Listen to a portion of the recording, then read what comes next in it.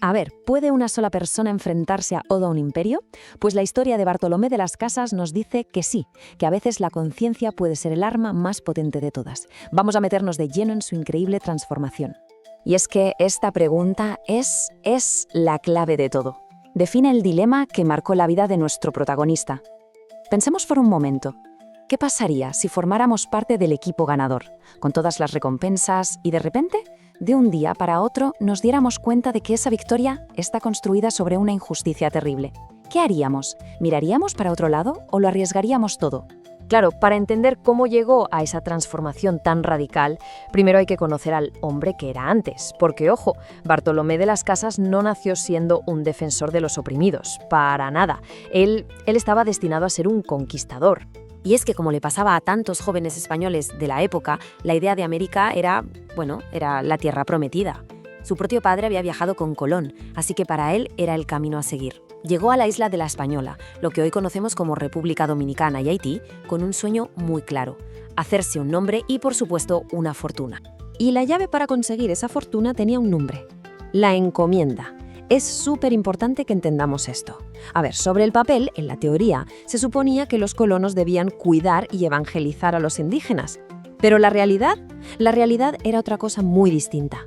Era básicamente esclavitud encubierta. Un sistema que los forzaba a trabajar hasta la extenuación, hasta morir en minas y campos. Y Las Casas no es que solo participara en esto, no, es que le fue bien. Tuvo éxito. Se convirtió en un encomendero rico, poderoso, que era, en todos los sentidos, parte del equipo ganador. Estaba viviendo el sueño del conquistador al 100%. Pero entonces ocurrió algo completamente inesperado. Un momento de lucidez, de claridad total que iba a cambiar no solo el rumbo de su vida, sino, en parte, el de la propia historia. Y lo curioso es que pasó en una situación de lo más normal y corriente. Él, que también era sacerdote, estaba preparando el sermón para el día de Pentecostés. Un día como otro cualquiera. Pero las palabras que encontró en la Biblia, esas palabras no tenían nada de ordinarias. Fijaos en las palabras que leyó. Le debieron caer como un jarro de agua fría, como un rayo. Quien oprime al pobre insulta a su creador. Quitarle el pan al pobre es matarlo. Y de repente, ¡pum!, todo cobró sentido. Todo encajó. Se dio cuenta, con una claridad que debió ser dolorosísima, de la enorme contradicción en la que vivía. ¿Cómo podía él hablar de Dios desde el púlpito mientras se estaba beneficiando de un sistema de opresión que, según su propia fe, ese mismo Dios condenaba? La hipocresía de su situación de repente se le hizo insoportable. Y su reacción no fue, desde luego, quedarse de brazos cruzados. No. Fue inmediata y fue pública. Lo primero que hizo, subirse al púlpito y soltar un sermón que dejó a todos los demás colonos de piedra, llamando a la encomienda lo que era: una tiranía mortal. Y luego hizo lo impensable, lo que nadie se atrevía a hacer: renunció a todo, a sus riquezas, y liberó a todos y cada uno de los indígenas que tenía a su cargo. En ese preciso instante, el conquistador murió, y nació el defensor.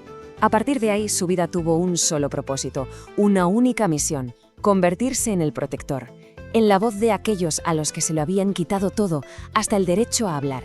Y su entrega fue total, absoluta. Llegó a cruzar el Atlántico, que en aquella época era una odisea peligrosísima, más de 10 veces. Pensemos un momento en lo que eso significaba en el siglo XVI. Viajes de meses, arriesgando la vida en cada uno de ellos. ¿Y todo para qué? Para llevar su mensaje de justicia directamente a los oídos del rey. Básicamente cambió la espada por la pluma. Su nuevo arsenal ya no era de acero, sino de ideas, de palabras. Se plantó cara al imperio armado con libros que eran auténtica dinamita, con debates en la mismísima corte real y sobre todo con su arma más poderosa, el testimonio directo de las barbaridades que él había visto con sus propios ojos. Y de todas sus obras, la más conocida, La brevísima relación de la destrucción de las Indias, fue un auténtico bombazo. En esas páginas describió, sin pelos en la lengua y con un detalle espeluznante, toda la violencia y la crueldad que había presenciado. Y lo hizo con un objetivo muy, muy claro: que nadie, absolutamente nadie en Europa, pudiera decir: es que yo no lo sabía. Toda esta lucha intelectual llegó a su punto álgido en el famoso debate de Valladolid. Allí se vio las caras nada más y nada menos que con Juan Ginés de Sepúlveda. Sepúlveda defendía que los indígenas eran, y cito textualmente, esclavos por naturaleza. Ojo que esto no era un simple debate de salón entre intelectuales, esto era la batalla por el alma de la conquista. Lo que estaba en juego era si todo un pueblo merecía ser considerado humano o no. Y a pesar de que se ganó el odio de muchísima gente, que lo llamaron traidor y de todo, su lucha incansable acabó teniendo resultados tangibles. Sus palabras, con el tiempo, consiguieron convertirse en ley. El momento clave fue en 1542. Gracias a su insistencia, a su presión constante, el emperador Carlos V acabó promulgando las leyes nuevas. Estas leyes, en esencia, prohibían la esclavitud indígena y ponían límites muy serios a las encomiendas. Sobre el papel fue una victoria gigantesca. Pero claro, una cosa es la ley y otra la práctica, y los colonos en América se resistieron con uñas y dientes a aplicarla. Pero a pesar de todo lo que consiguió, la figura de Bartolomé de las Casas sigue siendo compleja. Su legado, incluso hoy, genera un debate, y un debate muy intenso.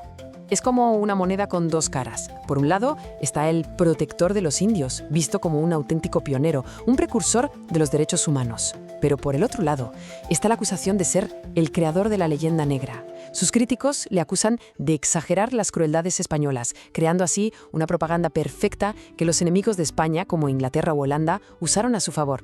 Pero si hay algo que nadie puede negar, sea cual sea la opinión sobre él, es su increíble perseverancia. Dedicó más de 50 años de su vida a esta causa, más de medio siglo. No se rindió nunca, siguió escribiendo y luchando por sus ideas hasta el final, hasta su muerte con 92 años, casi nada. Entonces, ¿con qué nos quedamos de todo esto? Pues quizá la gran lección de su vida sea esta, que la valentía de verdad no está en la fuerza para conquistar, sino en algo mucho más difícil, en la fuerza para reconocer un error garrafal, para admitir que se formaba parte de una injusticia y dedicar el resto de la vida a intentar arreglarlo, costara lo que costara. La historia de las casas nos deja una reflexión final, una que resuena mucho hoy en día. Demuestra que una sola voz, con convicción y constancia, puede llegar a sacudir los cimientos de un imperio. Y nos deja en el aire una pregunta eterna.